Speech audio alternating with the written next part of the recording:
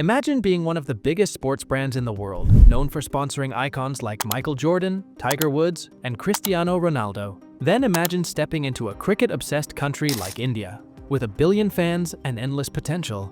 It sounds like the perfect recipe for success, right? Yet somehow, Nike, despite its global influence and resources, failed to leave a lasting mark in Indian cricket. So, why did Nike struggle in a nation where cricket is almost a religion?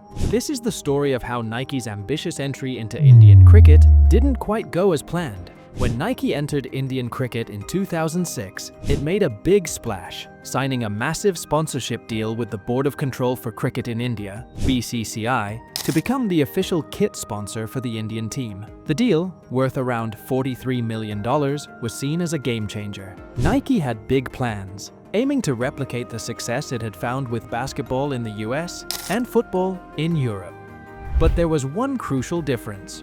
While Nike understood basketball and football fans inside out, it underestimated just how unique the Indian cricket landscape truly was.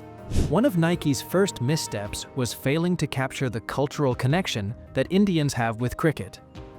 Cricket is more than just a sport in India.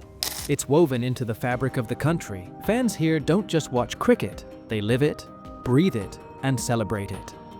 Nike's marketing campaigns, though polished and grand, often missed that deep-rooted cultural sentiment. Unlike its campaigns in football or basketball, which resonated with local emotions, Nike's advertisements in India felt more generic and often fell flat. While brands like MRF and Hero MotoCorp had built their cricket associations by understanding local values, Nike struggled to capture that authentic connection. Another significant hurdle was the competition from local brands. India had several cricketing brands, SG, SS, and Spartan, that players and fans alike were loyal to.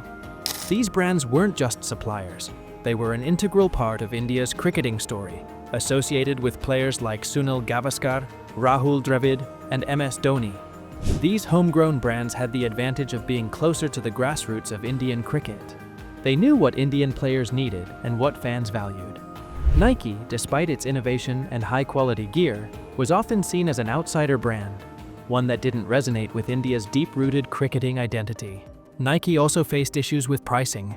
The average Indian cricket fan, especially those from smaller towns and villages, found Nike's products prohibitively expensive.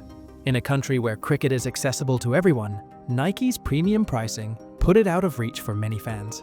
When Nike launched official Indian team jerseys and apparel, they were priced higher than most local brands, making it difficult for fans to connect with the products. Cricket in India is a sport of the masses, and brands like SG, which offered affordable equipment, were able to reach a wider audience. Nike's failure to provide a range of affordable products limited its appeal, especially to young fans who wanted to feel close to the team but couldn't afford Nike's premium pricing. The brand also struggled to keep pace with the demands of Indian cricket. Unlike basketball or football, cricket involves longer hours, unique movements, and diverse weather conditions that place distinct demands on players' gear. Nike's kits for the Indian team, while stylish, often drew criticism for lacking durability and comfort. Fans and players felt that the apparel wasn't suited to India's intense heat and humid conditions. As a result, Nike's kits sometimes appeared to prioritize style over functionality, which didn't sit well with Indian fans who had high expectations from the brand. Perhaps one of the biggest factors in Nike's struggle was its limited grassroots engagement.